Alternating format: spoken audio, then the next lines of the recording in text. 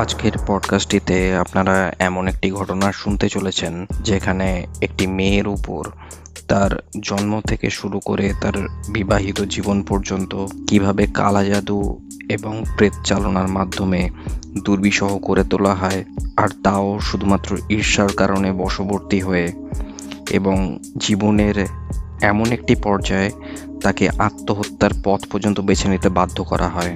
আজকের এই ঘটনাটি শেয়ার করেছেন জলেদি। ওনাকে জানাই অসংখ্য ধন্যবাদ। আপনার কোনো রকম স্পিরিচুয়াল হেল্প বা রেমেডির জন্য চাইলে আপনারা ওনার সাথে যোগাযোগ করতে পারেন। ওনাকে কন্ট্যাক্ট করার সমস্ত ডিটেলস নিচে ডেসক্রিপশন বক্সে দিয়ে দেওয়া হলো। আপনারা শুনছেন টেরর এফএম। আমি অর্পণ আছি আপনাদের সাথে। আজকের ঘটনা কেমন লাগলো তা কমেন্ট করে জানাতে একদম ভুলবেন না। চ্যানেলে যদি নতুন হন তাহলে অবশ্যই সাবস্ক্রাইব করে ফেলবেন। জলিদির নিজস্ব একটি ইউটিউব চ্যানেল আছে, তার চ্যানেলটিতে একটিবার পারলে অবশ্যই ভিজিট করবেন। ভালো লাগলে লাইক ও সাবস্ক্রাইব করে দেবেন। আর আপনারাও যদি আমার সাথে নিজেদের ঘটনা শেয়ার করতে চান তাহলে নিচে ডেসক্রিপশন বক্সে দেওয়া আমার হোয়াটসঅ্যাপ নাম্বার, আমার ইনস্টাগ্রাম প্রোফাইলের লিঙ্ক এবং ফেসবুক প্রোফাইলের লিঙ্ক দিয়ে দেওয়া আছে, সরাসরি যোগাযোগ করে ফেলতে পারেন।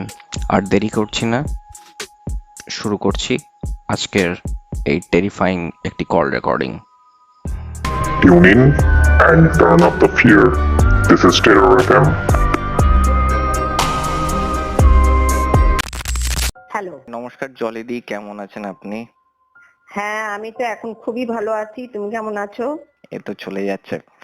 আপনার সাথে যখন আমি কথা বলেছিলাম, আপনাকে তো আমি নিশ্চয়ই বলেছিলাম যে আমাদের চ্যানেলটা কিসের উপর বেস করে হ্যাঁ, তৈরি, হ্যাঁ, এবং হ্যাঁ। আপনি শুনেছেন আশা করি। অনেকজনই আমাদের চ্যানেলে নিজেদের জীবনে ঘটে আমি যাওয়া অনেকগুলো ভিডিও দেখেছি, অনেকগুলো ভিডিও। তো আপনার সাথে কথা বলাকালীন আমি জানতে পারি যে আপনার জীবনে একটা ব্ল্যাক ম্যাজিকের একটা ঘটনা রয়েছে, যেটা আপনি কিছুক্ষণ আগেও বলছিলেন। হুম, হুম, হুম।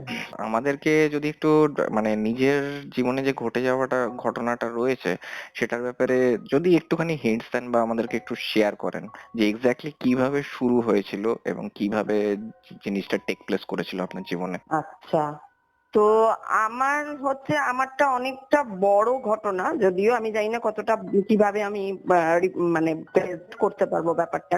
তাও আমি বলি যে আমার জীবনে ব্ল্যাক ম্যাজিক শুরু হয়েছিল আমি যখন কনসিভ করি তখন থেকে।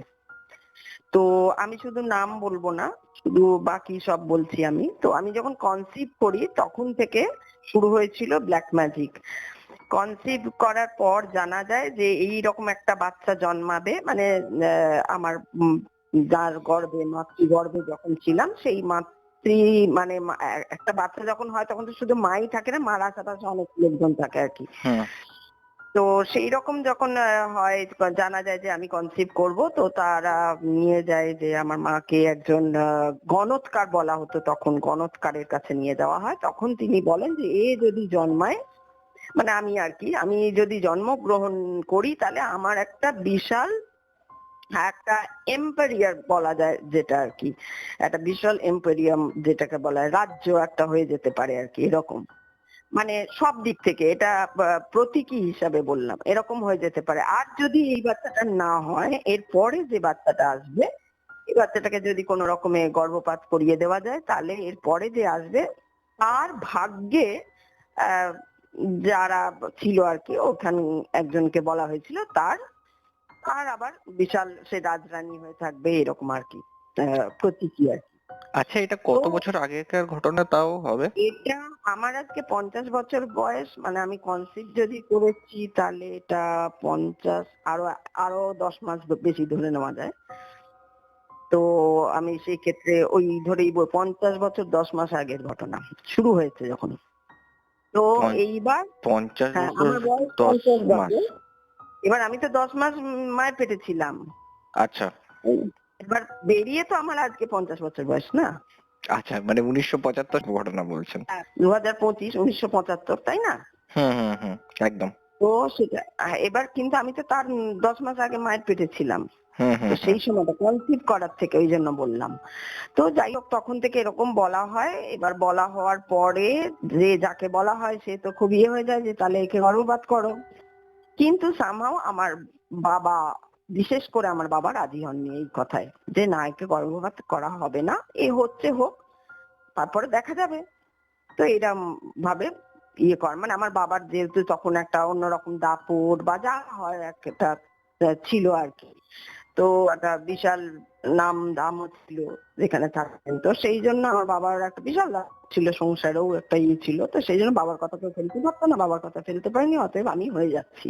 কিন্তু বাবার আড়ালে কি করা হয়, আমাকে যাতে আমি মায়ের গর্ভে শেষ হয়ে যাই তার জন্য মাকে বিভিন্ন রকম যা খেলে আর কি বাচ্চাটি থাকবে না সেই ব্যবস্থা করা হয়।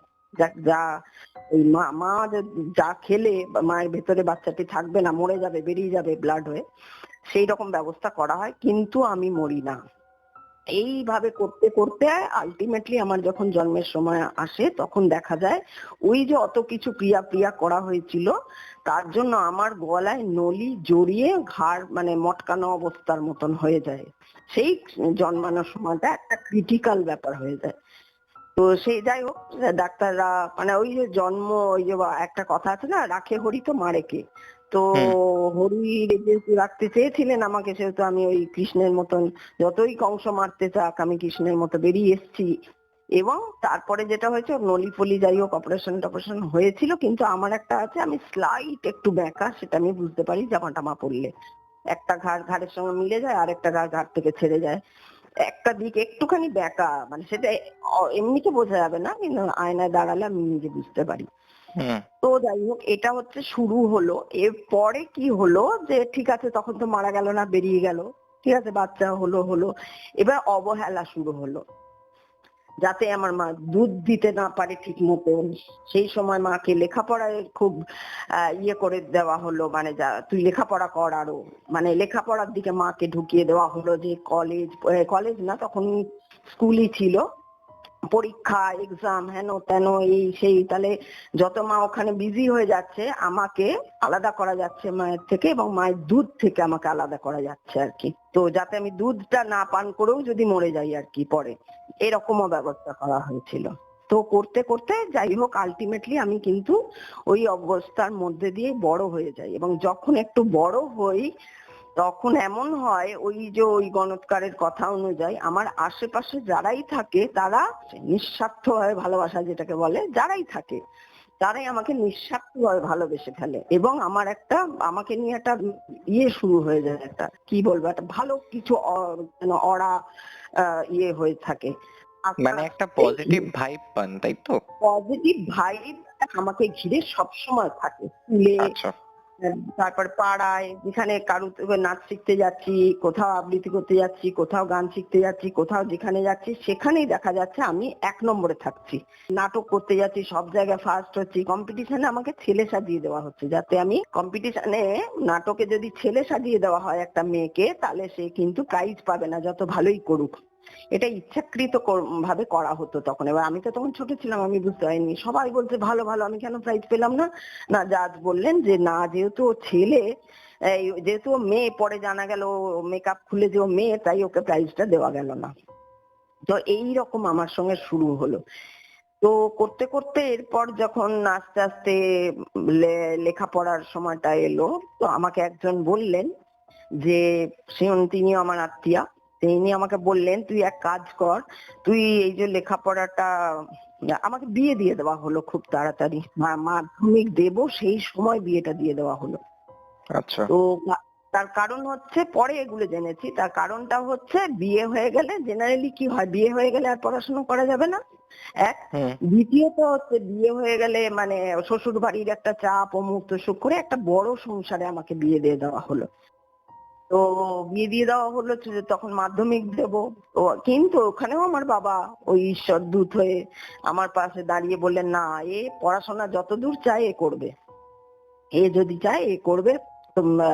শ্বশুর বাড়িকে মানে আমার বিশেষ করে হাজবেন্ডকে বলা হলো, তোমাকে পয়সাও দিতে হবে না, পয়সা আমি দেবো, ওর পড়ার সমস্ত খরচা আমার, আমি দেবো। একটা জিনিস আমি জানতে চাই, আপনার যে মনে হতো যে আপনার পেছনে কেউ না কেউ কিছু করছে, বা আপনার ফ্যামিলিও জানতো যে কেউ না কেউ আছে আপনাকে নিচে নামানোর জন্য বা আপনাকে দমিয়ে রাখার জন্য, তো আপনার উপর যে এত যে ক্রিয়া করা হয়েছিল তার ফলে আপনি কিছু অলৌকিক কিছু এক্সপিরিয়েন্স করেছিলেন এর মধ্যে, অলৌকিক বা বলছি, কিছু? আসছি আমি। প্রথম কথা হচ্ছে আমি কিন্তু প্রথমে কিচ্ছু বুঝিনি, এটা আমি বলে দিচ্ছি, আমি কিচ্ছু বুঝতে পারিনি। আচ্ছা। মানে মোটামুটি আমার বিয়ে, আমার প্রথম সন্তান হয়ে যাওয়া, তখনও আমার সন্তান একটু বড় হয়েছে, আমার 16 বছরে বিয়ে হলেও ধরো 20 না, প্রায় 22 হয়ে আসছি, এই সময় আমার প্রথম সন্তান হয়। মানে আমার প্রথম সন্তানের সঙ্গে আমার 22 বছরের ডিফারেন্স আর কি। তো আচ্ছা। তখনও কিন্তু আমি বুঝিনি যে আচ্ছা, এই এই সেই যে হচ্ছে আমার জন্ম চাইনি, এটা আমি বুঝিনি। শুনছি এটা ওটা শুনছি, কিন্তু আমি এমন একটা ছিলাম, আমি নিজে এমন একটা ছিলাম, ওই যে বললাম না, রাখে হরি তো মারেকে, হরি স্বয়ং যে আমার সঙ্গে এসছে সেটা আমি অনেক পরে বলছি বা বুঝেছি। সেখানে বিয়ে হলো, সেখানে এত প্রেম ভালোবাসা, এত সাপোর্ট পেলাম, পড়াশোনা তো করছি, উল্টে নাচ গান সবকিছু, আমার আরো বেড়ে গেল, মানে আমার কি বলবো ওটাকে, আমার পজিটিভ ভাইব আরো বেড়ে গেল। যেখানে যাচ্ছি সেখানে প্রাইজ, এত বড় বড় প্রাইজ, পেপারে নাম বেরোচ্ছে, টিভিতে দেখাচ্ছে, এই রকম জায়গায় চলে এলাম আমি যখন। তারও বেশ কিছু বছর পরে আমার ছেলেটা তখন খুব ছোট, ছেলেটার উপর অ্যাটাক করলো। ছেলেটাকে জাস্ট মানে মেরে ফেলতো আর কি ছেলেটাকে। কিন্তু ওই যে বললাম, যেহেতু হরি স্বয়ং সঙ্গে রয়েছেন, যেটা আমি পরে বুঝেছি, সেই জন্য ছেলেও নয় নয় করে বেঁচে গেল। এবার কি চাইলো যে ছেলেকে আমার এগেনস্টে করে দেবে, স্বামীকে, ছেলেকে, সবাইকে, শ্বশুর বাড়িকে আমার এগেনস্টে করে দেবার একটা বিশাল ষড়যন্ত্র। শুধু ষড়যন্ত্র নয়, এখানে মুসলিম পীররা, শুনেছি যে এরা খুব জাগ্রত পীর যারা হয়, তারা অনেক এই ব্ল্যাক ম্যাজিক খুব ভালো করতে পারে। মুসলিম থেকে শুরু করে হিন্দু তান্ত্রিক, এদের পিছনে লাখ লাখ টাকা খরচা করা হয়েছে আমাকে মানে একদম কি বলবো, না হেল, না কি আমি পৃথ্বীলোকে। এইবার হচ্ছে যখন এরকম হলো, এখানে একটা বিশাল ডিজাস্টার আমার লাইফে চলে এলো। আমার স্বামী হঠাৎ নিরুদ্দেশ। ঠিক আছে, নিরুদ্দেশ হঠাৎ। নিরুদ্দেশ আচ্ছা। মানে ঘর থেকে সে বেরোলো যে আমি অমুক জায়গায় যাচ্ছি, একটা কাজ আছে ইত্যাদি। তার সেন্ট্রাল গভর্নমেন্টের চাকরি কিন্তু তার।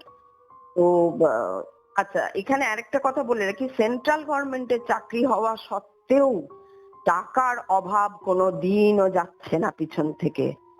এই রকম অবস্থা, যেখানে রাজার চাকরি আমাদের, যে আমি নাম ধাম কিছু করছি না, কিন্তু বলছি রাজার চাকরি, যারা এই চাকরি পায় না বলে রাজার চাকরি, মানে নিজের পকেট থেকে একটা টাকা খরচা করতে হয় সব কোম্পানি। এই রকম চাকরির হাজবেন্ড থেকেও, প্লাস আমি নিজে রোজগার করতে শুরু করেছি, পাস টাস করার পরে নিউজ পেপারে ঢুকেছি, এই করছি, এই যে আমাকে টিভিতে দেখতে, প্লাস আমি সিরিয়াল করতে শুরু করেছি, আমি অ্যাক্টিং করছি, আমাকে ভালো ভালো সিনেমা ডাকছে, সিনেমা মানে সিনেমা করতে শুরু করছি একটু একটু করে, এই করছি। আর প্রতি পদে ওরা ফেলার চেষ্টা করছে, কিন্তু আমি এসব একদম বিশ্বাস করতাম না। ঠাকুর এইসব ব্ল্যাক ম্যাজিক, টুকটাক ফুকটাক, এইসব মানে একদম উড়িয়ে দিতাম একদম। আর এটা ভীষণ কোন তর্ক বয়সের করতাম। ঘটনা হবে যে সময় আপনি এটা বলছেন? তখন আমার বয়স ওই ধরে নাও 20 থেকে 35 পর্যন্ত। একদম বিশ্বাস, কিন্তু সামথিং হ্যাজ, এটা আমি সবসময় তর্ক করতাম, সামথিং হ্যাজ, কিছু একটা আছে যেটা হচ্ছে আমাদের পুরোটাকে চালাচ্ছে, কিন্তু সেটা কি, সেটা কে, সেটা আমি জানি না। এবং আমি ডায়েরি লিখতাম তখন, সেই ডায়েরিতে আমি লিখতাম যে আমি খুঁজছি, আমি অনুসন্ধানরত, আমি খুঁজছি তাকে, সে কে, এটা আমি খুঁজছি। তো সেই ডায়েরি পুড়িয়ে দিয়েছিল ওরা, সেই ডায়েরি পড়েও ওরা আমার ভেতরের অনেক কথা জেনে ফেলেছিল যে আমি এই করছি। তো আমাকে কিছু এমন খাওয়ানো হতো এক একটা সময়, যে তান্ত্রিককে ঘরে ডেকে, কিছু কিছু জিনিস আমার ঘোর কাটার পর মনে আছে, যে তান্ত্রিককে ঘরে ডেকেছে, আমাকে বলছে ওইটা হয়ে যাবে, সেইটা হয়ে যাবে। আমার হাজবেন্ড যখন নিরুদ্দেশ হয়ে যাওয়ার খবর যখন পাই, তখন আমাকে বলছে এই ডেকে আনবে, এই করে আনবে বলে আমাকে মানে কিছু খাইয়ে দিয়েছে, যেটাতে আমার সেন্স কাজ করছে না। আমি বুঝতে পারছি আমি কোথায় আছি, কিন্তু তাদের কথাবার্তা শুনতে পাচ্ছি না।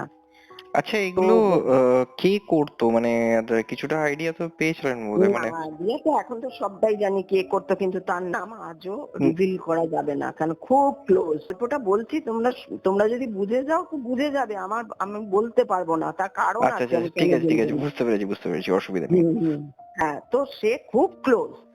তো কিন্তু আমি এটা বলে দেবো, বাবার তরফে কেউ নয়, আমার বাবা তো নয়ই। বাবাকে পর্যন্ত সরিয়ে দেওয়া হয়েছিল একটা সময়ের পর, যাতে ওরা বুঝতে পেরে গেছিল এই বাবা একে সাপোর্ট করে দেবে শেষ পর্যন্ত ফিনান্সিয়ালি। এইবার মেন গল্পে চলে আসি। 2010 2010 যখন থেকে এবার আমি বুঝতে শুনলাম বা এই করলাম, এইবার অলৌকিক ঘটনায় আসি। 2010 তখন আমরা দুর্গাপুরে থাকি। তো দুর্গাপুর থেকে ও বলল যে আমাকে একটু দিল্লি যেতে হবে অফিসের কাজে। তো এবার অফিস কাজে, এবার যে অফিস কাজে বলেছে সেটাতে আমি আর আমার এরকম, আমি এরকম ছিলাম না, আজও নই যে কাউকে সন্দেহ করব, ইয়ে করবো, হ্যান করবো, এইসব আমার মধ্যে নেই ব্যাপারটা। তো ঠিক আছে বলেছে অফিসের কাজে। তো এবার অফিসের কাজে বলেও আমি সব ব্যবসা গুছিয়ে দিলাম, ঠিক আছে যাবে। এবারে ভয়ও লাগছে, কি জানি কি অফিসের কাজে, কারণ ও একটু মাঝখানে ওর ওপরেও করা হয়েছিল বলে একটু ব্ল্যাক ম্যাজিকটা কি হয় না, ব্ল্যাক ম্যাজিক যখন খুব গভীর ব্ল্যাক ম্যাজিক করা হয়, শুধু ওই যে টুকটাক বললে এটাকে ভুল হবে, হুম টুকটাকটা হচ্ছে মিনিমাম। হ্যাঁ, ওই একটু হিংসা করে, এর হচ্ছে প্রবল হিংসা, মানে আমাকে মেরে ফেলতে চাই, ওই পেট থেকে মেরে ফেলতে চাইছে।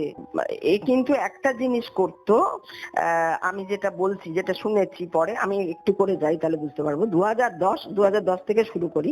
2010 এরকম হলো, ও গেল, গিয়ে ঠিক এরকম ঠিক 2 দিন পর ওকে ফোন করছি আর পাচ্ছি না, ফোন করছি পাচ্ছি না, তো ফোন করছি পাচ্ছি না, তখন খুবই চিন্তা, হেন তেন ইত্যাদি ইত্যাদি।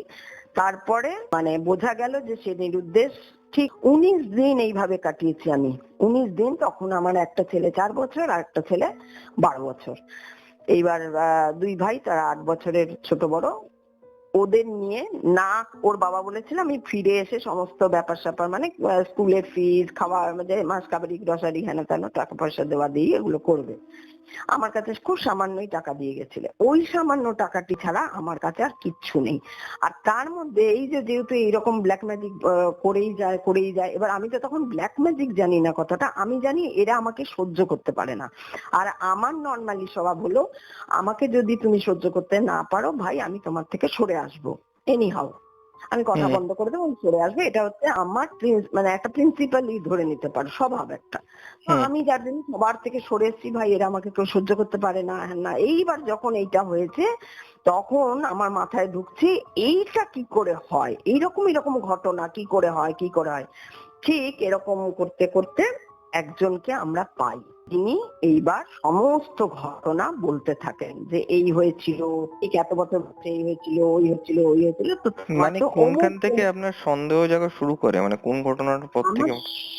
সন্দেহ হয় যখন আমার আমার ছেলে যখন 9 মাসে পেটে, হুম প্রথমটা যখন 9 মাস পেটে, আমাকে ডাক্তার একা থাকতে বারণ করেছে, আর আমরা তো স্টিল ইন্ডাস্ট্রিতে থাকতাম, তো কোয়ার্টারে, তো হুম স্বাভাবিক আমার স্বামী নাইট ডিউটি গেলে আমাকে একাই থাকতে হতো, আর সত্যি হুম ভয় পেতাম। ওইটা দেখে আমার ডাক্তারবাবু বলেছিলেন, যে আমার ডাক্তারবাবু কিন্তু অনেকটা ভূমিকা আছে আমার জীবনে, খুব ভালো, উনিও অনেক কিছু বুঝেছিলেন। তো যাই হোক, এবার উনি বলেছিলেন একে একা রাখা যাবে না। তো ওই যখন আমাকে এক বাড়ি থেকে অন্য বাড়িতে নিয়ে যাওয়া হচ্ছে, যখন রাস্তা দিয়ে যাচ্ছে, তখন হাঁটতে হাঁটতে বলছে, তোর জন্মের সময় তো তোকে এরকম করা হয়েছিল, তোকে চাওয়া হয়নি, তোর জন্য এই খাওয়া হয়েছে, ফিনাইল খাইয়ে দেওয়া হয়েছিল, ওই খাইয়ে দেওয়া হয়েছিল, সেই খাইয়ে দেওয়া হয়েছিল, যাতে তুই না হোস, যাতে তুই মরে যাস। কখন বলছেন আমার ছেলে 9 মাস হয়ে গেছে, যে কোনো মুহূর্তে আমার ছেলে হতে পারে।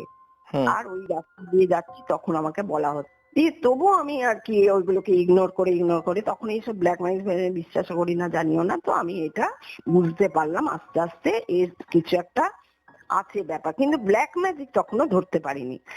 এরপরে আচ্ছা। যখন এর পরেও একটা ঘটনা ঘটেছিল, যে এর আগে একটা ঘটনা ঘটেছিল, তখন আমার ছেলে টেলে হয়নি, তখন আমার স্বামী এই গভর্নমেন্ট, সেন্ট্রাল গভর্নমেন্টের চাকরিটাও পাইনি, তখন বিয়ে হয়ে আমরা ভিলাই চলে গেছিলাম। এই ভিলাই থেকে আনার ঘটনাটাও আমি পরে দেখেছি, ও এই এনেছে ডেকে আমাদের, কারণ দূরে চলে গেলেও ব্ল্যাক ম্যাজিকটা ওর কাজে লাগছে না। আমার নাম যশ আরো বেড়ে যাচ্ছে। ও দেখছে ভিলাইতে 1 বছরের মধ্যে কি পেপারে নাম বেরিয়ে গেছে। আমার 93 বিয়ে হয়েছে, তো 93 94 সোশ্যাল মিডিয়া ফিডিয়া ওই রকম ফোন স্মার্টফোন ছিল না। তো তার মধ্যে শুধু পেপারে নাম বেরিয়ে গেছে আমার, হ্যান ত্যান করে সে মানে এবার কোনোভাবে আমাকে টেনে আনতে হবে। সে যতবার সে খারাপ করতে গেছে ততবার সে ভালো হয়ে গেছে। তখন হলো গিয়ে আমার হাজবেন্ডের এই সেন্ট্রাল গভর্নমেন্টের চাকরিটা ডাক এলো এবং পরীক্ষা টরীক্ষা দিয়ে চাকরি হলো সেইটা। কিন্তু আচ্ছা। এর মাঝে একটা হয়েছিল যে ওরা কি করেছিল, ওই ব্ল্যাক ম্যাজিক, মানে যেহেতু আমাকে ওখানে থাকতে দেবে না, মানে যেখানেই আমি থেকেছি আমাকে অস্থির করে তুলে তুলে আনা হয়েছে ওই জায়গা থেকে বারবার। তো এইবার যখন ভিলাইতে আমরা আছি, ভালো আছি, এরকম হচ্ছে, কলেজে ভর্তি হয়েছি, পড়াশোনা চলছে, কিন্তু ওরা জানে না যে আমি পড়াশোনা করছি।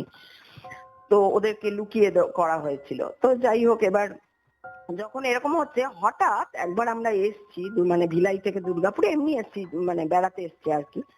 তো বেড়াতে যখন এসছি, আমার হাজবেন্ডের হাতে স্টেশনে একজন একটা চিঠি মতন, এনভেলপ মতন দিয়ে বলেছিল, তুমি তো কলকাতায় যাবে, যখন যাবে তোমার যখন সুবিধা হবে এটা গিয়ে কলকাতার অফিসে দিয়ে এসো।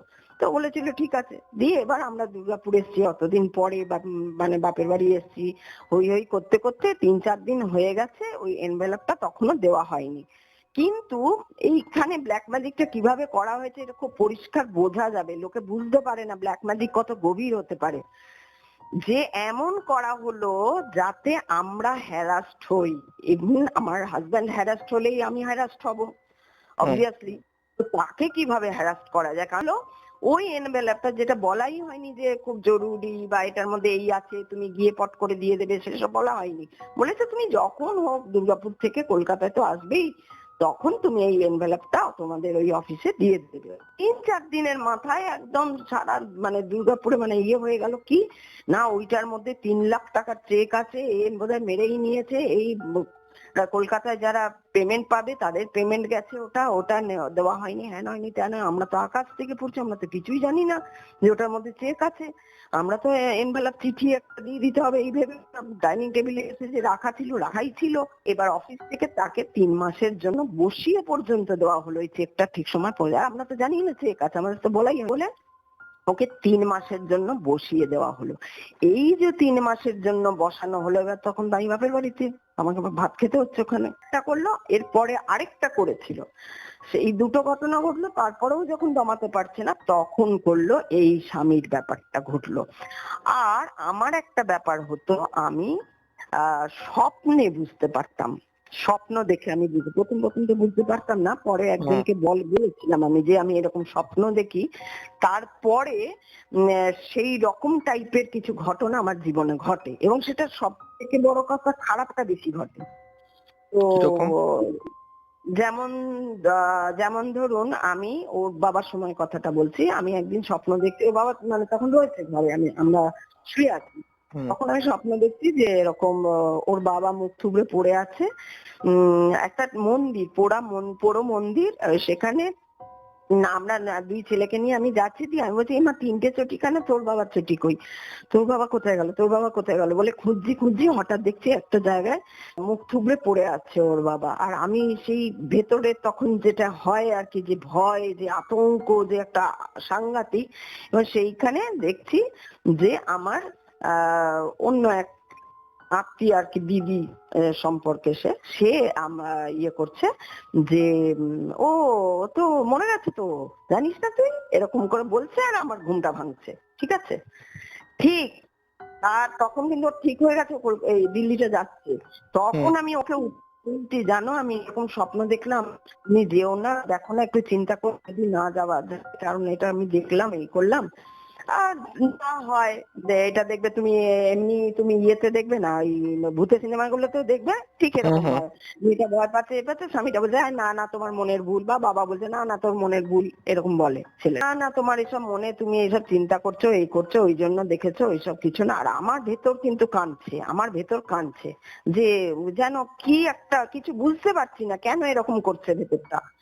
এইরকম বললাম ওকে, দেখো আমি ঠিক এইরকম স্বপ্ন দেখলাম, ও কিছু বললো না। ঠিক আর পরের দিনই বোধহয় ও বেরোলো, 11ই মার্চও বেরোলো, 12ই, 13ই, 14ই মার্চ থেকে ওর ফোন বন্ধ। ঠিক তার 19 দিন পর আমি জানতে পারছি, ডিপার্টমেন্টে তো সবার আগে জানে, ডিপার্টমেন্ট থেকে এসে জানা যাচ্ছে যে সে মুম্বাইতে একটা ট্রেন অ্যাক্সিডেন্ট করেছে। এবার তখন আমি পরিষ্কার নয় দিল্লিতে না ইয়েতে মেট্রোতে অ্যাক্সিডেন্ট হয়েছে, এবং ওই যে 19 দিন মানে 17-18 দিন ধরে ওকে ওর যা কাগজপত্র ছিল সেইখান থেকে ওর ঠিকানা ইত্যাদি ইত্যাদি বার করতে টাইম লেগেছে, যে কি ব্যাপার আর কি। তো 19 দিনের জন্য নিরুদ্দেশ, এবং তারপরে জানা যায় আরো পরে 19 দিন পরেই নয়, তখন আমার উপর জেরা চলছে, কেন গেছে, কোথায় গেছে, কি জন্য গেছিল, আপনি কি জানেন, হেন তেন ইত্যাদি ডিপার্টমেন্ট থেকে লোক আসছে, আর জেরার পর জেরা। তো এরপর মজাটা কি করে বুঝলাম, তখন আমার মনে হচ্ছে যে তারা আসছে না কেন, তারা চুপ, তাদের দিক থেকে না আসা, না যাওয়া, না কোনোভাবে কোনো যোগাযোগ নিয়ে জানা যে আমার কি ঘটলো বা কিছু হয়েছে। ডিপার্টমেন্ট জেনে গেছে, একটা ছোট্ট শহর দুর্গাপুর, সেখানে ডিপার্টমেন্ট জেনে যাওয়া মানে জানবেন সারা শহরই প্রায় জানে, বিশেষ করে টাউনশিপ জানেন সবাই সব ঘটনা। কারণ এখন যেমন অনেক ইয়ে থাকে, তখন তো পুরো টাউনশিপের লোকরা ওখানেই কাজ করতো, তো জানতো সবাই মোটামুটি। ওইখান থেকে কিন্তু একটা খবর নেই, একটা কোনো খোঁজ নেওয়া নেই, একটা কিছু নেই, সবাই কিন্তু জেনে গেছে কিন্তু চুপ। এবার আমার তো তখন মাথায় বজ্রাঘাত, আমার একটা 4 বছর, একটা 12 বছর, ঠিক আছে, এবং কিন্তু দুজনেই স্কুলে পড়ে, দুজনেই তখন, ও 4 বছর হলেও ও তখন 2 বছর 2.5 বছর থেকে ওরা স্কুলে যায়। তখন কাঁদবো না হাসবো, প্রথম 19 দিন তো এই চলে গেছে, তারপর যখন শুনেছি তখন বেরিয়েছে কান্না হেন তেন করে, করতে করতে আস্তে আস্তে যখন লোক আসাগুলো ফিকে হচ্ছে, এবং অনেকে হয় না এরকম ঘটনা হলে কি হয়েছে না হয়েছে একটা বদনাম, একটা নিন্দনীয়, প্রচন্ড নিন্দনীয়, এবং সব বদনাম আর নিন্দাটা উঠে এলো আমার ঘাড়ে, আমি যেন সেই দায়ী আর কি, প্রত্যেকের ব্যবহারে সেটা। এইবার করতে করতে আমি তো তখন মানে দুটো ছেলে ছাড়া আমার আর তখন কেউ নেই। তখন আমার বড় ছেলে এসে আমাকে বলছে, মা একটা ওকে কোথাও দেখবো যদি কিছু, মানে তখনও কম্পিউটার দেখেছিল যে কি হয়েছে না হয়েছে, ওই যখন ওই 19 দিনটা আমরা খবর পাইনি, তারপরে যখন এরকম খবর টবর পেলাম পাওয়ার পরে ও তখন বলছে, মা একটা কাউকে দেখবো যদি কেউ কিছু মানে কাউকে খুঁজে পায়, কেউ কিছু বলতে পারে যে কেন, মানে কি করে হলে সত্যি হয়, কারণ আমরা বডি পাইনি, কিন্তু আমরা কোনো পেপার, আমরা কোনো কিছু পাইনি কিন্তু হাতে, বডি পাওয়া যায়নি। না না থেতলি ইয়ে হয়ে গেছে তো একদম, এক মেট্রো, আমি আর সব বলছি না, আমার খারাপ লাগবে, মেট্রো অ্যাক্সিডেন্ট হয়েছিল। আচ্ছা সরি।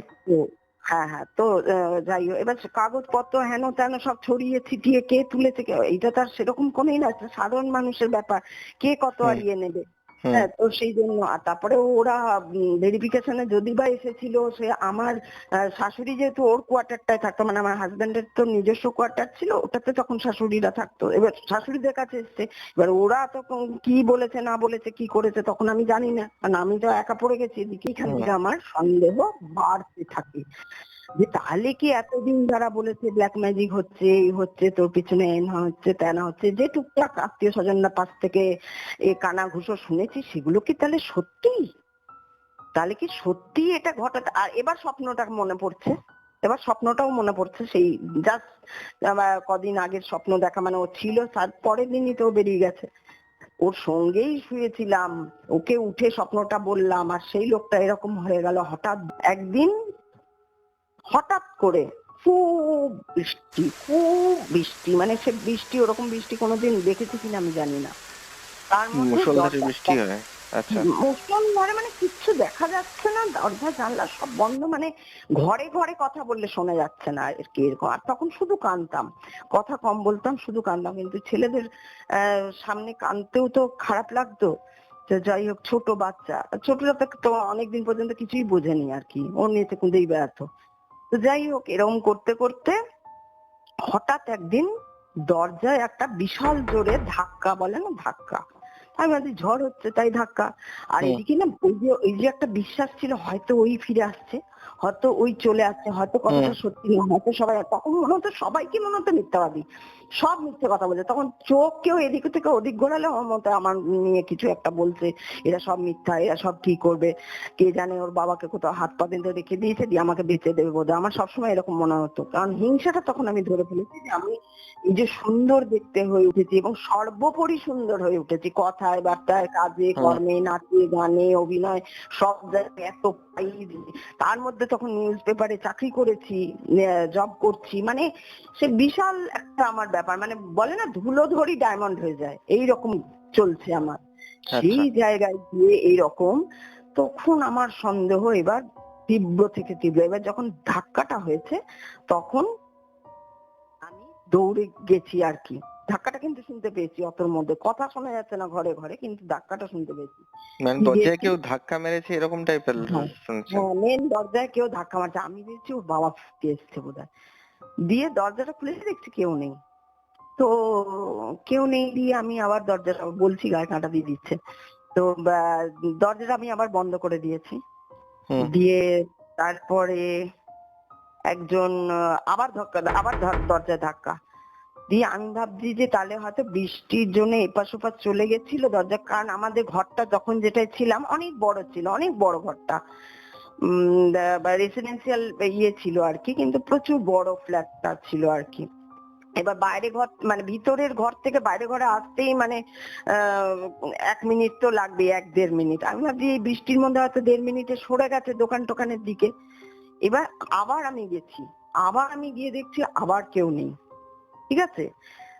কিন্তু আমি কেউ নেই দেখে দরজাটা পুরো হাট করে খুলেছি, তখন যেমন একটু খুলে দেখে ছাঁট আসছে বলে বন্ধ করে দিয়েছি। পরের বার যখন ধাক্কা হয়েছে তখন আমি কি করেছি, দরজাটা হাট করে খুলেছি, ঠিক আছে।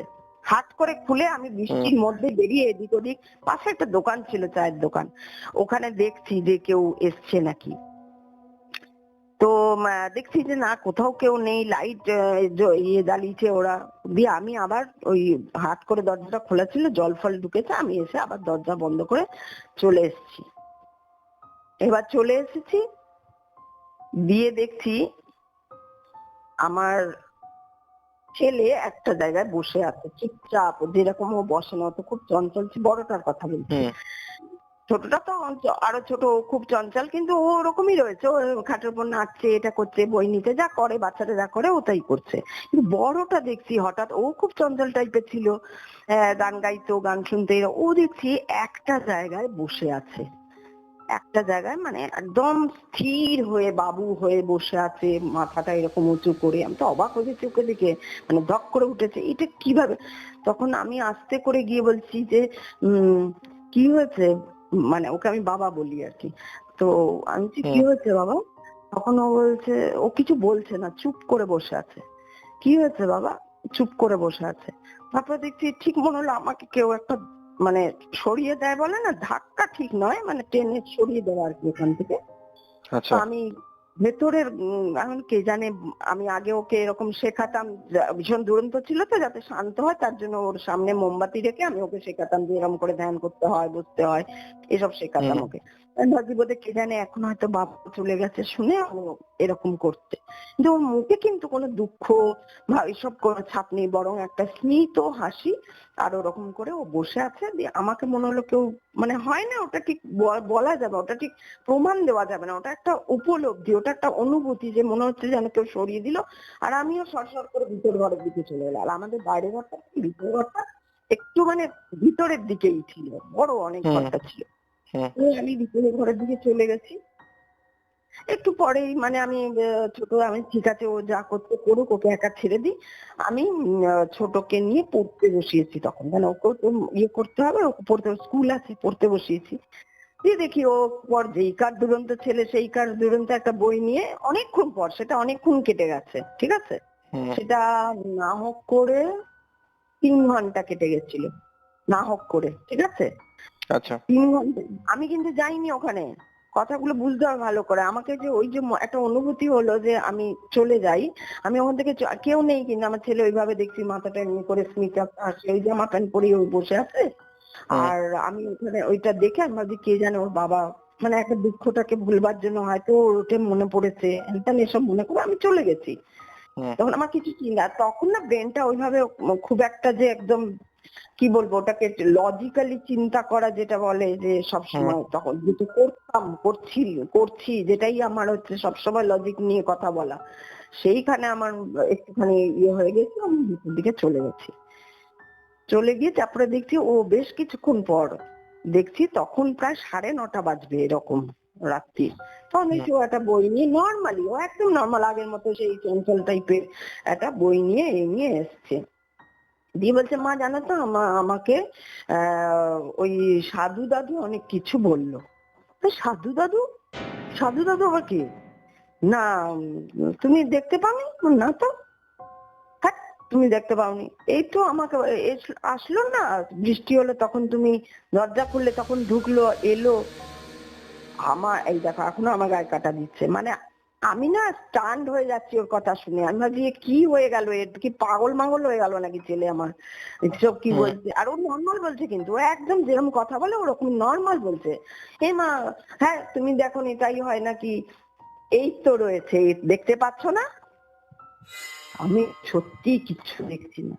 বলছি না বাবা আমি দেখতে পাচ্ছি না, সত্যি বলছি আমি দেখতে পাচ্ছি না। মা তুমি দেখতে পাচ্ছ না, সত্যি দেখতে পাচ্ছ না? আমি বলছি না আমি দেখতে পাচ্ছি না। বলছে ও, তারপরেও কিন্তু ওই যে অবাক ওর যে মুখটা তখন, চোখ মুখ, যে মা দেখতে পাচ্ছে না, মা তাহলে মিথ্যে কথা বলছে বোধহয়। বলছে এবার ও আমার ছোট ভাইটাও এগিয়েছে, কি দেখছিস দাদা, কি বলছে তুই দেখতে পাচ্ছিস সাধু দাদুকে দেখতে পাচ্ছিস? বলে না। আহ, আর ও তো বাচ্চা, ও বলছে কি হয়েছে, কে, কি ব্যাপার, কিছু বুঝতে পারছে না, আমার মুখ চোখ দেখেই বোঝা যাচ্ছে। দিয়ে কিন্তু ও দেখতে পাচ্ছে, আমরা দেখতে পাচ্ছি না। ওই যে 3 ঘন্টা বসেছিল, এগুলো পরের কথা, এবার অনেক হুম, পরে চলে গিয়ে যখন জানতে পেরেছি তখন কথা বলছি। ওই যে 3 ঘন্টা বসে ছিল, ওই 3 ঘন্টা আমি আসিনি, আমি ওখানে ছেলেকে নিয়ে বসেছিলাম বই নিয়ে, ছোটটাকে নিয়ে।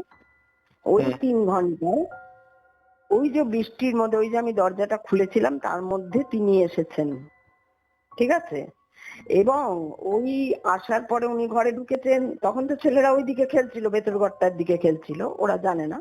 হুম, তারপরে আমি তো এসে নর্মালি আমি দরজা বন্ধ করে আবার ওদের ওখানে চলে যাই, দিয়ে যাই হোক চা কিছু যাই না, খাওয়া দাওয়া কি, কারণ তখন আমাদের কিন্তু একটাই খাওয়ার ছিল, আমি এটা বলে দিই, চা আর বিস্কুট, এটাই আমরা খেতাম। আর ভাত ফাত জুটতো না আমাদের। তো করে করে এইবার শুরু হলো যে দেখতে পাচ্ছি না। আর আমার মধ্যে এমন একটা ব্যাপার ছিল, আমি কোনোদিনও মানে এমন এখনো আছে, যদি আমার ঘরে খুব আহ মানে কেউটে সাপকেও দেখি না যে ঢুকে গেছে ঘরে, তো আমি হুম, কিন্তু ওই চিৎকার চেঁচামেচি, ওরে বাবারে কি হবে রে, মরে গেলাম রে, ওর বাবা চলে যাবার পরও তাই কিনেছি, কিন্তু সেই কান্নার আওয়াজ কিন্তু কেউ শোনেনি। হ্যাঁ আমার চোখ পুরো ফুলে গিয়ে এমন হয়েছিল, ডাক্তার বলেছিল আর চোখের জল ফেললে আপনার চোখকে বাঁচানো যাবে না, এতটাই কেঁদেছিলাম, কিন্তু আওয়াজ কেউ পায়নি। দুটো বাচ্চা হবার সময় যে প্রসব যন্ত্রণা, তখন আমার আওয়াজ ডাক্তাররা পায়নি, তার জন্য ডাক্তারদের ভুল হয়ে গেছিল, বোধহয় কিছু হয়নি, এ চুপচাপ কেন, কিন্তু আমি আওয়াজ করি না ওরকম। বিশেষ করে খুব বড় কিছু ঘটলে তো আওয়াজ স্বাভাবিক, আমার মুখে কিন্তু কোনো আওয়াজ নেই যে একে দেখতে পাচ্ছি না বা এই সেই হেন তেন, কোনো কোনো কিচ্ছু ঘটছে না। আর ও দেখি নর্মাল হয়ে গেছে, যেমন আহ মানে ওর বাবার ব্যবহারটা এমন হয়ে গেল যে মানে এমন নয় যে আমি মিথ্যে কথা বলছি বা আহ, ও দেখতে পাচ্ছে না সেটাও মিথ্যে, দেখতে আমরা পাচ্ছি না সেটার মধ্যে যে কোনো মিথ্যা বা ইয়ে, এইসব কিছু নর্মাল হয়ে গেল ব্যাপারটা। আচ্ছা এর মাঝখানে একটা কথা বলে দিই, এর মাঝখানে ঠিক এনা আসার আগের কথা বলছি, ওই যে 19 দিনের কথা বলছি, 19 দিনের মধ্যে একটা ঘটনা বলি। 19 দিনের মধ্যে ওর বাবা একবার আমাকে একজন কালী সাধকের কাছে নিয়ে গেছিলেন, ঠিক আছে? একদম তান্ত্রিক, আচ্ছা, পুরোপুরি পুরো মাত্রায় তান্ত্রিক উনি, কালী, বিশাল কালী তার বাড়িতেই স্থাপিত, এই সেই করে ওর বাবা হয়তো যেতেন, আমাকে একবার নিয়ে গেছিল যে আমাদের জীবনে কেন কিছু ঘটছে, মানে কেন কিছু ভালো হচ্ছে না আর কি, সবকিছু খারাপ খারাপ এরকম হচ্ছে, বিশেষ করে ফাইনান্সিয়াল দিক থেকে বিশেষ করে। তখন ওই ভদ্রলোক তখন তো উনি যা বলা বলে যে হ্যাঁ তোমাদের পিছনে এরকম কাজ প্রচন্ড ভাবে কাজ করা হচ্ছে, তোমরা যদি বলো আমিও কাজ করে দিতে পারি, তাকে শুয়ে দেবো, এই দেবো ওই দেবো সেই দেবো। আমাকে ফটো নিয়ে যেতে বলেছিল, আমি ফটো নিয়ে গেছিলাম। উনি ফটো ধরে এখন এরকম হয়েছে ওই ফটোতে হয়তো 5 জন আছে, 5 জনের মধ্যে থেকে পার্টিকুলার ব্যক্তিটাকে ধরে বলছে ইনি কে হন। তখন আমি এই সম্পর্কটা বললাম এই হন। উনি অবাক হয়ে গেলেন সম্পর্কটা শুনে, বলছে সত্যি তুমি জানো তো এই হয়? আমি বললাম, হ্যাঁ এই হয়। বললো ঠিক আছে, এই করছে সবকিছু। বলছে কি করছে আমি তোমাকে বলতে পারবো না, যে না তোমাকে ভিখারি করতে চাইছে, না তোমাকে মানে কোনো অবস্থাতে রাখতে চায়, মানে কি করছে আমি ঠিক তোমাকে বললে মানে বোঝাতে পারবো তড়পাতে না। চাইছে। হ্যাঁ আমি বলছি এরপর দাঁড়াও আসছি। দিয়ে তারপরে উনি একটা কি সব করলেন, একটা সাদা কাগজ, ওই কি বলে খুলি টুলি থাকে না তান্ত্রিকদের কাছে দেখবেন হুম খুলি হুম টুলি হুম। থাকে। উনি সত্যিকারের খুব মানে ওখানকার নামকরাই একজন তান্ত্রিক ছিলেন। দিয়ে তারপরে উনি একটা কি সব করলেন, একটা সাদা কাগজ, ওই কি বলে খুলি টুলি থাকে না তান্ত্রিকদের কাছে দেখবেন হুম খুলি হুম টুলি হুম। থাকে। উনি সত্যিকারের খুব মানে ওখানকার নামকরাই একজন তান্ত্রিক ছিলেন। তো উনি ওইসব বার করে কি সব শিকড় দিলেন না কি দিলেন, তার উপর একটু জল ফল ছেটালেন, দেখছি ওগুলো কিলবিল কিলবিল করছে একদম। বলছে ওরে বাবা, যত কিলবিল করছে তত উনি আমাকে বলছেন ওরে বাপরে, ওরে বাপরে, আমি বলতে পারবো না এই কি চায়, আমি বলতে পারবো না এই কি চায়, এই তো দুবিষহ। আমি বললাম তাহলে কি করতে? বলছে একে আমি শুয়ে দিতে পারি, কিন্তু 38,000 টাকা লাগবে। 38,000! বাপরে! তখন তো টাকার অবস্থা খুবই খারাপ। আমি তো শুনেই হুম। না। আর যেই আমার একটা ব্যাপার আছে, যেই কেউ টাকা চায় অমনি আমার তার উপর আরো অবিশ্বাস চলে। এই আর টাকা চাইছে মানে কিছু করতে পারবে না, মানে এটা আমার মনে হয়েছিল ব্যক্তিগতভাবে। তো যাই হোক, আর এমনিও টাকা ছিল না। আর ওনার আবার ওই টাকা নেই করতে পারবে না, মানে কোনো সহানুভূতি বা ওইসব নেই ওনার। ও ঠিক আছে বলে দিলেন, হয়ে গেছে, এবার চলে যাও তুমি, টাকা দিলে মানে টাকা পুরো দাও। প্রফেশনাল। পুরো প্রফেশনাল, হ্যাঁ। আচ্ছা। তারপরে তো ওটা ঘটেছিল 19 দিনের মধ্যে হয়েছিল। আরেক জায়গায় গেছিলাম, সেখানে ওই এই ভদ্রলোকের নামটা আমি ভুলে গেছি, নাম মনে নেই। ওই ভদ্রলোককে সবাই হরিপুর বলে একটা জায়গায় নিমাই সাধু বলে চেনে, এটা বলে দিলাম।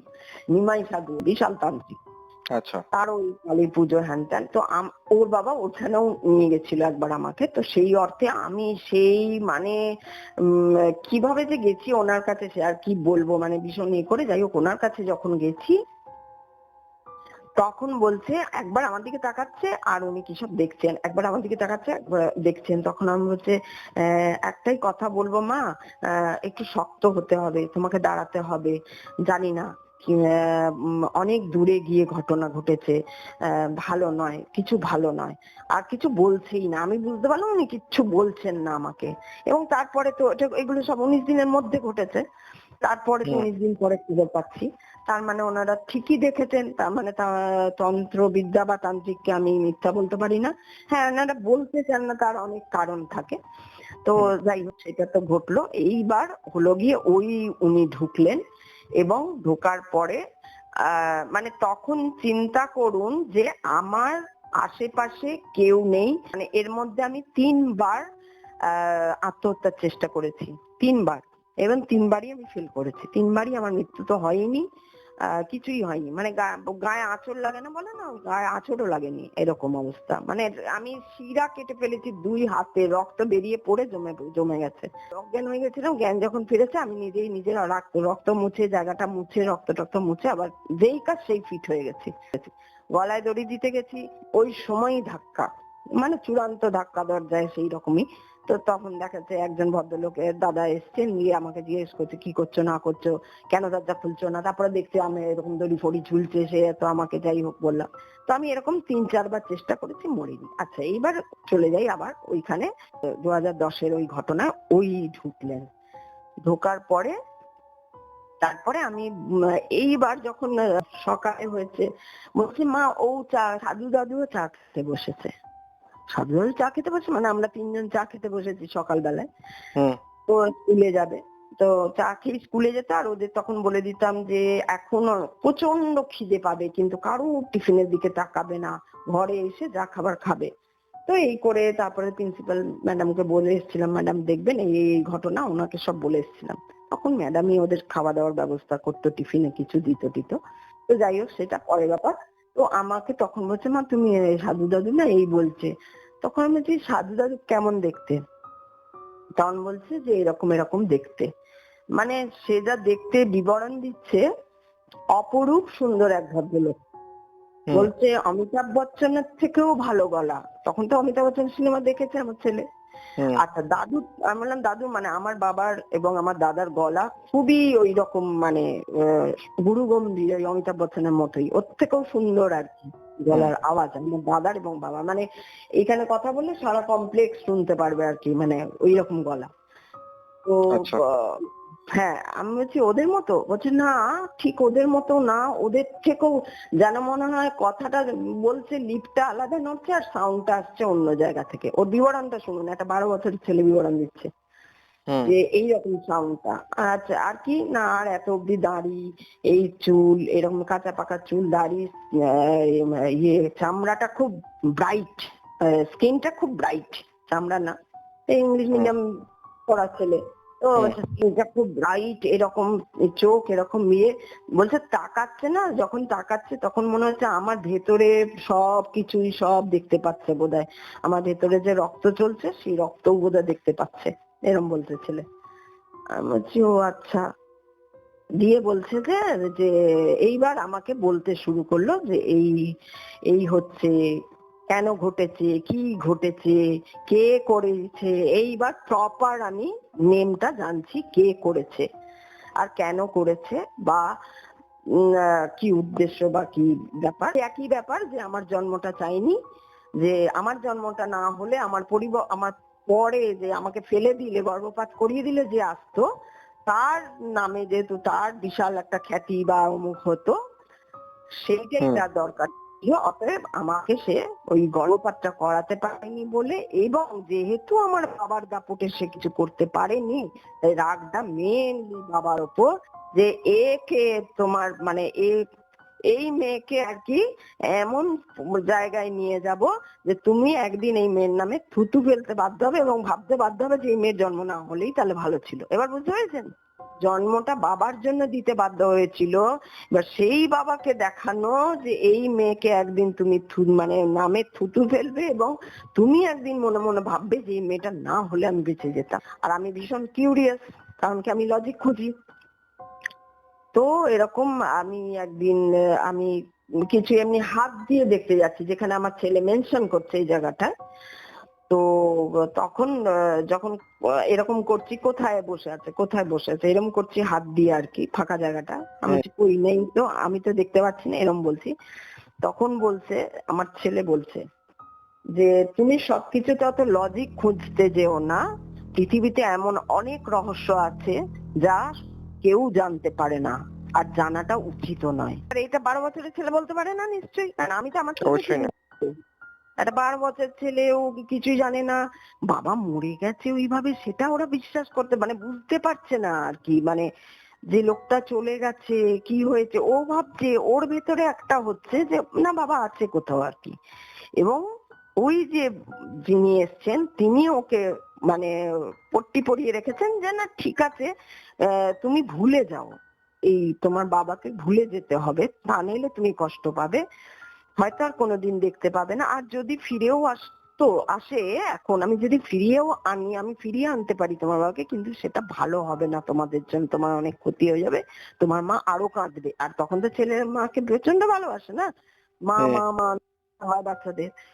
তো এবার তখন ও বলছে মা আরো কাঁদবে, ও তো দেখেছে আমি কত কেঁদেছি, মা আরো কাঁদবে, ওই ভয়ে ও আর কিছু মানে ঠিক আছে বাবাকে ফিরিয়ে আনা হোক বা বাবা সম্বন্ধে কোনো ইয়ে সেটা আর করেনি।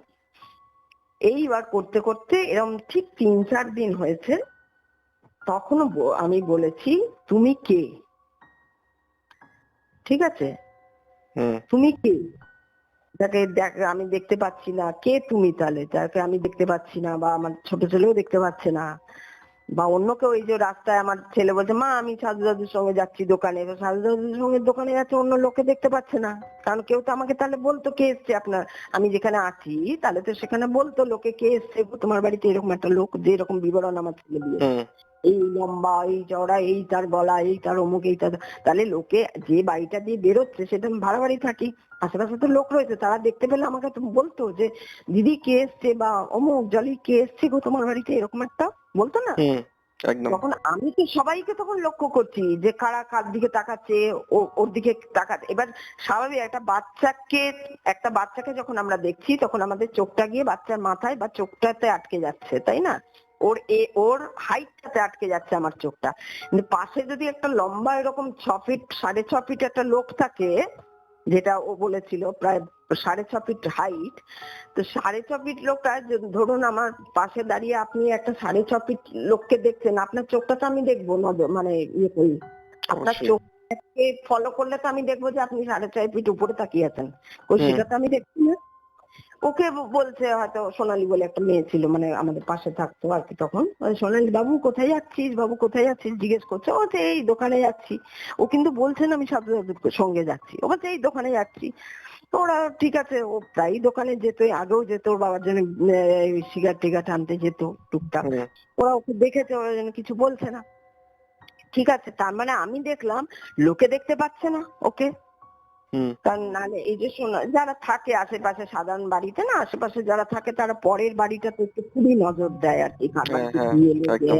এই আর তার মধ্যে আবার ওই ঘটনার মেসো শ্বশুর তাই আসতেন আমার খোঁজ টোজ নিতে তখন আর কি, যে কি করবে খাবার দাবার নিয়ে, কখনো চাল নিয়ে এলেন, কখনো অমুক নিয়ে, কখনো কিছু নিয়ে, হুম। বাচ্চাদের জন্য বিস্কিট নিয়ে, এই নিয়ে তো আসছেন। এসে এবার উনি এসছেন, আমি বলছি এইবার তো ও দেখতে পাবে, এইবার তো উনি এসছেন দেখতে পাবে। আমি আমি মানে দরজা খুলে, হ্যাঁ মেসোমশাই এসো এসো নিয়ে নেব না, কেমন আছে? ও মা, আমি দেখছি আরে ঘরে একটা লোক রয়েছে, এদিকে ও তো দেখতে পাচ্ছে না। তখন আমি বুঝলাম একে কেউ দেখতে পাচ্ছে না আমার ছেলে ছাড়া। আর ওই যে 3 ঘন্টা বসেছিল, পরে এটা জেনেছি, ওই যে 3 ঘন্টা আমি আমি সরে গেলাম না, মনে হলো কেউ আমাকে সরিয়ে দিল হুম। প্রথম দিনে, ওইটা আমাকে সরিয়ে দেওয়া হয়েছিল এবং ও যাতেই দেখতে পায় একে, হুম। ও যাতে একে মানে বাচ্চাটা, এবং একটা 12 বছরের বাচ্চা যার একটু জ্ঞান আছে, আবার একদম সরল কৌতূহল, সেরকম ভাবে আমার ছেলেরও কোনোদিন কোনো কৌতূহল ছিল না। ঠিক আছে, আর আচ্ছা। তখনও ক্লিন মাইন্ড ছিল, ক্লিন মাইন্ড। এমন একটা বাচ্চাকে ইয়ে করা হয়েছে যে ক্লিন মাইন্ড, যার মধ্যে আহ, কোনো কিছুই খারাপ তো কিছুই নেই, উপরন্তু কোনো কিউরিসিটি, সেই রকম খুব একটা কিউরিসিটি সেই রকম নেই আর কি। তো হুম। যেটা আমার মধ্যে ছিল। আর ছোটটা তো অনেকটাই ছোট, 4 বছরে, ও দেখতে পেলো কি পেলো না, ও তো বলছি না, ওর বাবা যে নেই কতদিন, 19 দিন যে লোকটা ঘরে নেই, তার নিয়েও ওর কোনো কোয়েশ্চেন ছিল না, এরকম আর কি, এতটাই ও বাচ্চা ছিল। তো হুম। সেইখানে দাঁড়িয়ে যখন এরকম, তখন উনি পরে বলেছিলেন যে ওই যে 3 ঘন্টা, ওই 3 ঘন্টা ধরে ওকে এমন একটা প্রক্রিয়ার মধ্যে দেওয়া হয়েছে যাতে ও দেখতে পায় এবং ওর সরাসরি কথাগুলো ও আমাকে বলতে পারে। ঠিক আছে, এবং মানে ও এটাও বলা জাস্ট হয়েছিল একটা মিডিয়াম হয়েছিল আপনাদের মিডিয়াম, দুজনের মধ্যে। মিডিয়াম।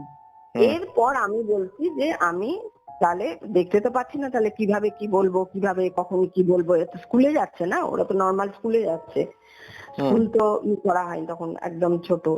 তো এবার স্কুলে যাচ্ছে যাচ্ছে, তাহলে তখন কি হবে, কেউ যদি আসে কি বলবো কি না বলবো, তখন বলেছিল তো মা কেবল চিঠি লিখতে, মানে ওনাকে লিখতে আর কি, কিছু লিখে লিখে দিতে, চিঠি মানে ওই লিখে লিখে ওনাকে দিতে। তো আমি তখন ওই লেখা শুরু করলাম যে এই ঘটেছিল, হ্যান ত্যান, এই সেই কি হয়েছে কি না হয়েছে, হেন ঘটনা। তখন বলছে তোমার এই, তখন পরে আর কি এগুলো কথাগুলো আমি এবার বলে যাচ্ছি শুধু, যে এই বিয়েটাই ঠিক ছিল না, এই বিয়েটা ইচ্ছাকৃত ভাবে দেওয়া হয়েছিল যাতে মানে এরকম কিছু একটা ঘটনা ঘটে এবং যাতে আমার জীবনটা স্মুথলি না যেতে পারে। বিয়েটাই ভুল বয়সে দেওয়া হয়েছে এবং ভুল ভুল মানে লোককে চুজ করা হয়েছে আমার জন্য। আচ্ছা। 3-4 দিনের মাথায় আমি জিজ্ঞেস করলাম তুমি কে, হুম। দেখতে পাই না। তখন বলল যে আমি শিব, ধরে নাও তোমাদের ভগবান। এটা এখনো কাটা দিতে পারে, আমি যে বলছিলাম।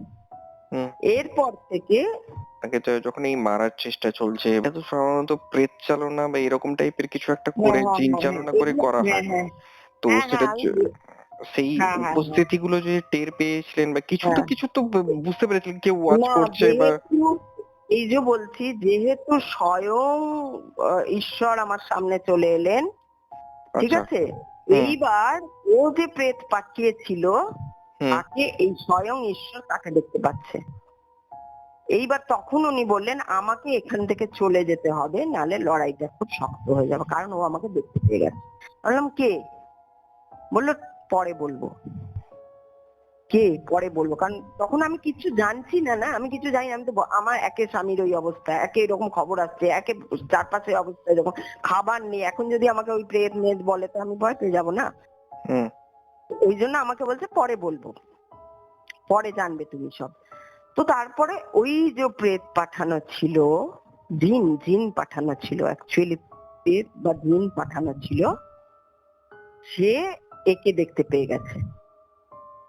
ঠিক আছে, এইবার একে যেহেতু দেখতে পেয়েছে, এটা জেনে গেছে যে এর সাপোর্ট হয়ে যাবে, তাই জন্য ইনি বলছেন যে আমাকে চলে যেতে হবে এখান থেকে। অর্থাৎ আমি সেই অবস্থায় এবার আমার যে এইবার আমি মানে পরে পরে আরো জেনেছি, এই যে আমার জন্ম, আমার মধ্যে স্বয়ং ঈশ্বরই কোন একটা ইয়েতে হয়ে এসছে আর কি। আমি ঠিক আছে, এনার্জিটা মানে একটা ঐশ্বরিক এনার্জি, যেটা আমি ছিলাম আগে আমার জন্মের আগে, সেই ঐশ্বরিক এনার্জিটার জন্য এই ঈশ্বরের দূত এসছে, এবং যে বলছে শিব। আর এই যে জিন পাঠানো, প্রেত পাঠানো হয়েছে, যাকে দিয়ে এইসব করানো হচ্ছে, এবং আমার ইভিন ওই মৃত্যুটা পর্যন্ত তাকে দিয়েই করানো হয়েছে, তার উপরে তার পিছনে গিয়ে তাকে ওইভাবে ঠেলে, মানে যাই হোক বলছে ওরা। পরে আমি একটা কানাঘুষো শুনেছিলাম যে এটা এমনই হতে পারে যে কেউ ওকে ছিটকে ফেলে দিয়েছে, এছাড়া এটা হতে পারে না। তখন আমার এই পরবর্তী ক্ষেত্রে ইনি বলেছিলেন, মহাদেবী বলছি আমি, উনি বললেন যে হ্যাঁ এরকম ওকে ওর পিছনে পাঠিয়ে দেওয়া হয়েছিল, যাতে এরকম একটা ঘটনা ঘটে। আর তোমাকে এরকম রেখে দেওয়া হয়েছে যে না তোমার মানে না তুমি এখানে, না তুমি পৃথ্বীলোকে, না তুমি উপরে, তুমি মাঝখানে রয়েছে। ঠিক আছে, এরপর তো মানে একটা তার মানে এই নয় যে উনি এসছেন বলেই আমি একবারে বিশাল আমার চাকরি হয়ে গেল, ওই হয়ে কিচ্ছু হলো না। কারণ এত সাংঘাতিক প্রেত, এত সাংঘাতিক মানে অ্যাকচুয়াল শয়তান যাকে বলে, মানে আমরা যেমন শিব বলি ভগবান, বা যাকে আমরা ভগবান বলছি কৃষ্ণ ভগবান, ঠিক তার উল্টো পিঠটা যে শয়তান হচ্ছে অ্যাকচুয়াল শয়তান। যার জন্য কি হচ্ছে, ভগবানের সঙ্গে শয়তানের শেয়ার আজও চলছে সেই চক্কর, আজও টিল ডেট চলছে। বলছি জলিদি, আজকে তো অনেকটাই সময় হয়ে গেল এবং আপনি প্রায় অনেকটাই ঘটনা শেয়ার করে ফেলেছেন এবং একটা সেরকম কিছু বলারও নেই, হয়েও গেছে সবটা, যদি তোমাদের আর কিছু জানার না থাকে। তাহলে আজকের মতো তাহলে রেকর্ডিংটা আমি এখানেই স্থগিত রাখছি। আর আপনার কি আমাদের অডিয়েন্সকে কিছু বলার আছে? আমি বলবো যেটা অডিয়েন্সকে আমার বলার, যে প্রথম কথা হচ্ছে নিজের মধ্যে পজিটিভিটিটাকে ধরে রাখতে হবে। আরেকটা সবকিছুকে ইগনোর করা, যেটার জন্য কিন্তু আমি ভুগেছি, সব ফালতু, সব ফালতু, কিছু না, এইটাও কিন্তু করা উচিত নয়। সবসময় অ্যালার্ট থাকা উচিত প্রত্যেকে। আমি শেষ করার আগে আরো দুটো কথা বলে নিতে চাই অডিয়েন্সকে। জলিদির একটা নতুন একটা ইউটিউব চ্যানেল আছে, তো তোমরা চাইলে একবার জলিদির ইউটিউব চ্যানেলে একবার ভিজিট করে আসতে পারো। আমি লিংক ডেসক্রিপশন বক্সে দিয়ে দেবো। তো কেউ যদি চাও জলিদির ভিডিও দেখতে বা জলিদি কি নিয়ে কাজ করে না করে, তাহলে তোমরা গিয়ে একবার ভিজিট করতে পারো। ঠিক আছে, ঠিক আছে, অনেক ধন্যবাদ আমাকে এতটা গুরুত্ব দিয়ে আমার কথা শোনার জন্য। আমি তো মানে খুবই ইচ্ছা ছিল যে কিভাবে বলবো এই কথাগুলো কাউকে, কেউ বিশ্বাস করবে না, এই জন্যই কাউকে বলতে পারি না কথাগুলো।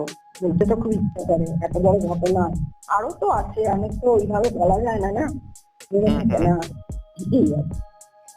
খুব ভালো লাগে, খুব ভালো লাগে। ঠিক আছে দিদি ভাই, তাহলে আজকের মতো রেকর্ডিংটা এখানেই শেষ করছি। একদম একদম একদম একদম ভালো থেকো। হ্যাঁ, সবাই ভালো থেকো, ইন্দ্রিয় সজাগ রেখো। শুভরাত্রি। এটাই ছিল আজকের পডকাস্ট। এই রকমই আরও পডকাস্ট শুনতে এই ভিডিওটির শেষে স্ক্রিনের উপরে আসা বাঁ দিকের বা ডান দিকের ভিডিওটি ক্লিক করুন। আর আমাদের চ্যানেলে আসা আরও লেটেস্ট আপডেট পেতে স্ক্রিনের নিচে আসা বেল নোটিফিকেশনটি অবশ্যই ক্লিক করুন। তো এখনকার মতো এখানেই শেষ করছি, ফিরে আসবো আরও কিছু ইন্টারেস্টিং ঘটনা নিয়ে। Till then, tune in and turn up the fear. This is Terror FM.